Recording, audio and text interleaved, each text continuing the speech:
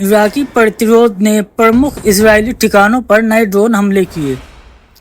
इराकी प्रतिरोध समूह के लड़ाकों ने गाजा में तेल अवीव शासन द्वारा जारी अत्याचारों और लबनान में सैन्य हमलों के प्रतिशोध में इजराइल के कब्जे वाले क्षेत्रों में रणनीतिक लक्ष्यों पर कई हमले किए।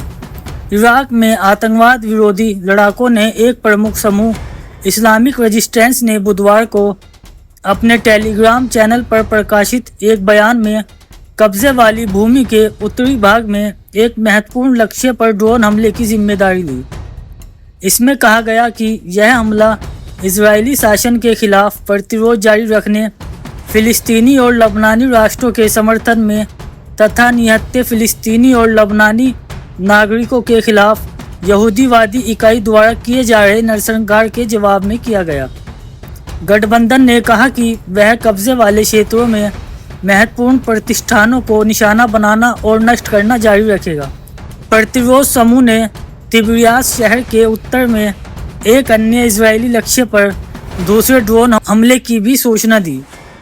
एक अलग बयान में कहा गया, हमारे दैवीय कर्तव्य का पालन करते हुए गाजा और लबनान में निर्दोष लोगों के समर्थन में और क्षेत्रों की एकता में हमारे विश्वास के कारण हमारे बहादुर सेनानियों ने आज बुधवार 30 को हमारे कब्जे वाली भूमि में उत्तरी तिबिरियास में एक महत्वपूर्ण लक्ष्य को निशाना बनाते हुए एक गुणवत्तापूर्ण ड्रोन ऑपरेशन किया। इसके अलावा इराक में इस्लामिक प्रतिरोध ने बम से लदे मानव रहित हवाई वाहनों का उपयोग करके जॉर्डन घाटी में एक रणनीतिक इजरायली स्थिति के खिलाफ एक नए ऑपरेशन की घोषणा की। बुधवार को ही आतंकवाद विरोधी गठबंधन ने तटीय शहर नहारिया में एक महत्वपूर्ण इजरायली संरचना पर ड्रोन हमले की जिम्मेदारी ली।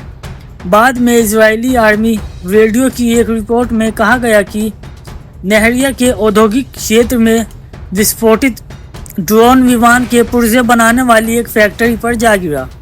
इराक में इस्लामिक प्रतिरोध पिछले 7 अक्टूबर से कब्जे वाले क्षेत्रों में स्थित संवेदनशील लक्ष्यों के विरुद्ध अनेक ऐसे अभियान चला रहा है जब इजरायली शासन ने गाजा पट्टी में नरसंहार युद्ध छेड़ दिया था। अब तक इजरायली सैन्य हमले में कम से कम 43,061 फिलिस्तीनी मारे गए, जिनमें से अधिकांश महिलाएं और बच्चे हैं। गठबंधन ने गाजा में इजराइल के अत्याचारों के लिए वाशिंगटन के बेलगाम राजनीतिक, सैन्य और खुफिया समर्थन के कारण इराक और पड़ोसी सीरिया में अमेरिका कब्जे वाले ठिकानों के खिलाफ जवाबी हमले भी किए हैं।